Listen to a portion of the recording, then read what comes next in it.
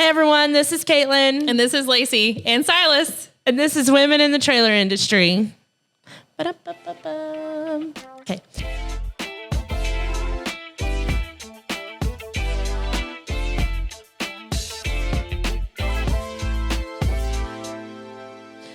Today we're going to talk about, your feelings when you feel like you're not enough, and then when you feel like you're not available enough.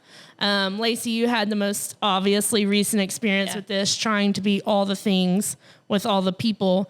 And just kind of what I want to start off with saying is that overall, everyone is enough. Yeah. And your worth as an individual does not equate to basically what you can get done in a day.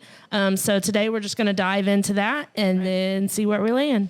Yeah. So, I think the pressure is real and it can be felt. But also I think it's important to start with too, that you're so much more self-critical of yourself. Critical is being critical of yourself. So, let's just talk around that. But you're going to be more self-critical and you're going to look into things more because of the standards that you set for yourself. Yeah. And so you're always going to be a little bit harder on yourself when it comes to that. And so you may actually look into it more than what you should, And so I think for me, it's important to always remember to get feedback from your team. Yeah. What is communicate. I think communication is key.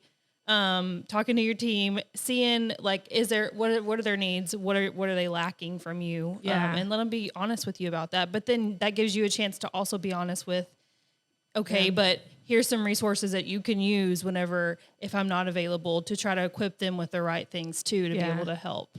Yeah. And I definitely, for our kind of scenario we have going on here, is that, when someone's not available or they're not in their seat, that people just ask whoever, and then it just kind of gets chaotic because, questions are coming from everywhere, and then people aren't updated and people don't know. And, I think that conversation, like you said, and that feedback is good.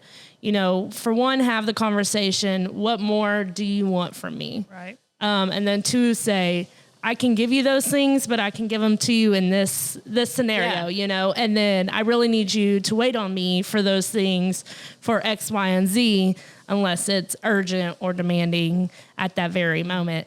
One thing, I've noticed after you had that conversation is people will wait. Yeah. They've waited more. And I really don't know if they're good with it or not, but it's just kind of how it is too. And as we are creating these boundaries and stuff, you can feel disconnected, but as long as you're delivering everyone's needs, then I think everybody would be good in the end. And I think it does take a while for, the tide to kind of change, or the expectation to kind of change, where, they may not like it that they have to wait a little bit longer to get their answer, not right then, but over time, what they're going to realize is how your response time is.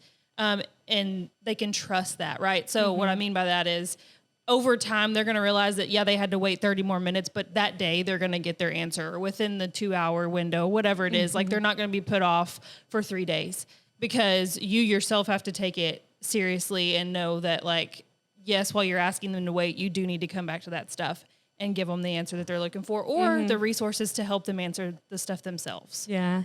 And I think, here we have pretty flexible work environment where it's if you need something urgent, Slack me, text me, do what you need to do. I can answer your request. I just can't really physically be in the seat because of all these various reasons. But, just getting that through people's heads, still having to repeat yourself that 7 times, 100 times, whatever that is, and just really reinforcing that you are available for them, but it may be in a different way, whether it be providing those resources that they need or giving them the answers when you are available. So. Yeah, and I think it's truly just to come back to what you said earlier, know that you are enough.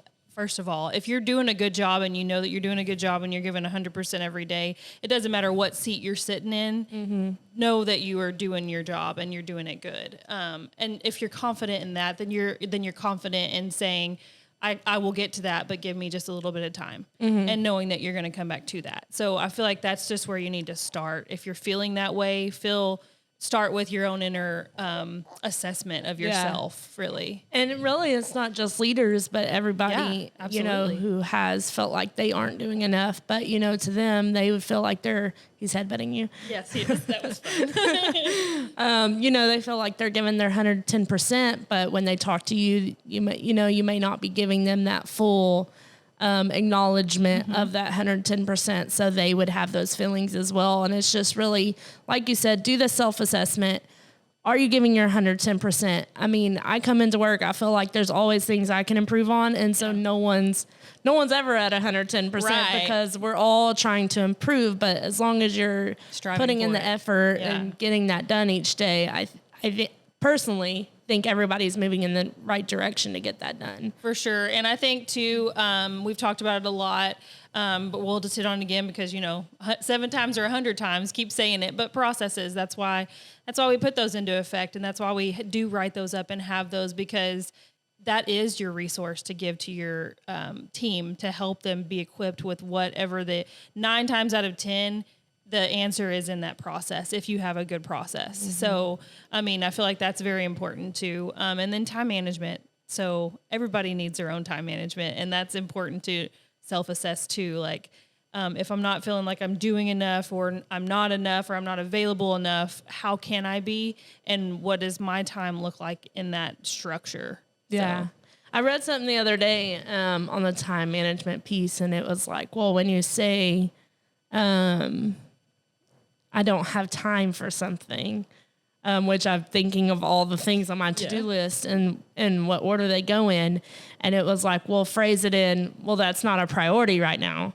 And so that one kind of hurt me because I'm like, these are all priorities. I just don't have time to get them all done. But the best example of this is like, if you're wanting to work out, but you never do, and you're saying you don't have time, well, if you rephrase that to say, well, that's not a priority, you may give that a different perspective. Exactly, yeah.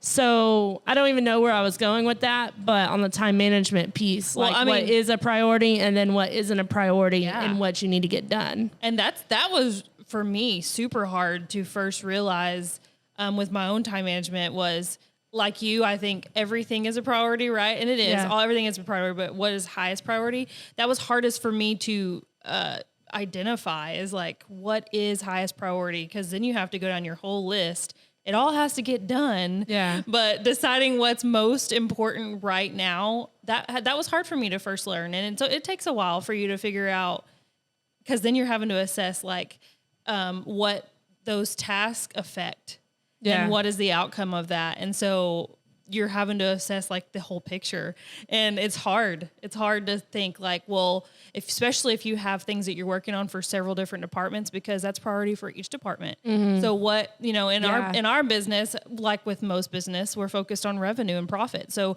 for me, that has to be my number one priority every single time. And that might mean that my other departments, whether it's media, whether it's a sales meeting or whatever that might be, that might have to wait a little bit. Yeah. Yes. And so particularly for me over the past 3 months, what I've noticed is, bad word alert, but delegate that shit. Like, once we started hiring new employees and kind of getting them onboarded, you always think when you hire someone, you're going to have to go through all the training. And then dread it, that's a whole like, well, I'll just get it done faster myself. But at the end of the day, you don't. And then when that person is trained, and if they're a pretty good go-getter and they got the basics of what they need to do down, and you can just give it to them and they can figure it out, it's like the light bulb went off because you're like weight lifted off your shoulders. So I think that's an important part of it. And if you can be an advocate for getting that extra person, if you are kind of in that position where everything's a priority, I think in our last meeting, if everything's important, nothing's important, right? So if everything becomes a priority, then we need to figure out who we can give it to, or how we can release that control. And honestly, hiring people that can help you and that are skilled at a certain aspect of whatever that is that you're working on is better anyways, because they're going to do it more thoroughly. They're going to, not that we do things and cut corners, but it's like a breath of fresh air to hand it off and know that it's going to be done so good because they have the time to put in. You don't necessily have the time to put in. And they can focus on it 100% instead of 5% here, and here.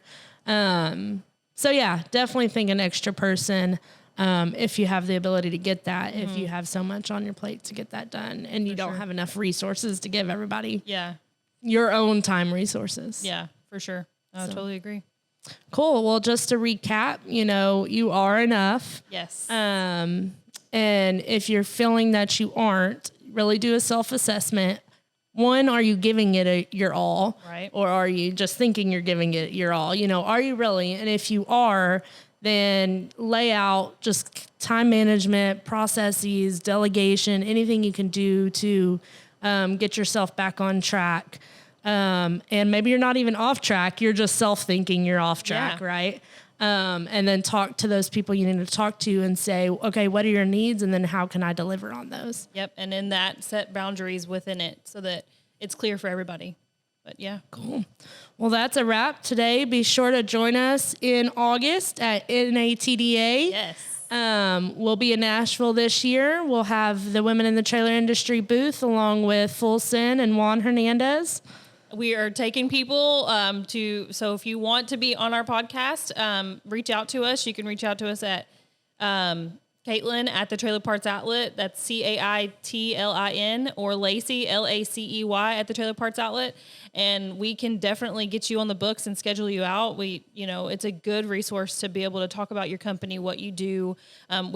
No pressure. We just kind of like have a conversation, and we really enjoy learning meeting everybody in the industry and learning what you do, what you can offer so that we can share in this business. Yep. And we have some exciting things coming, like a Women in the Trailer Industry LinkedIn page. Yep. The Women in the Trailer Industry Committee that NATDA will be producing soon, and then we'll just see y'all there. So be sure to like, subscribe, follow anywhere you listen to your podcast. And we have 2 new places that we have our podcast now. Scarlett, help me out. What are those 2 new places? Apple? Fail. No, it's Spotify is running them now, and 2 new places, but we'll have to put it in the comments. So look in the comments. I'll make sure Kiefer adds it. And on the screen, yeah. But yes, follow us anywhere, and then don't forget to follow Juan with Full Send. Perfect. Well, we'll see y'all next time. Bye. Bye.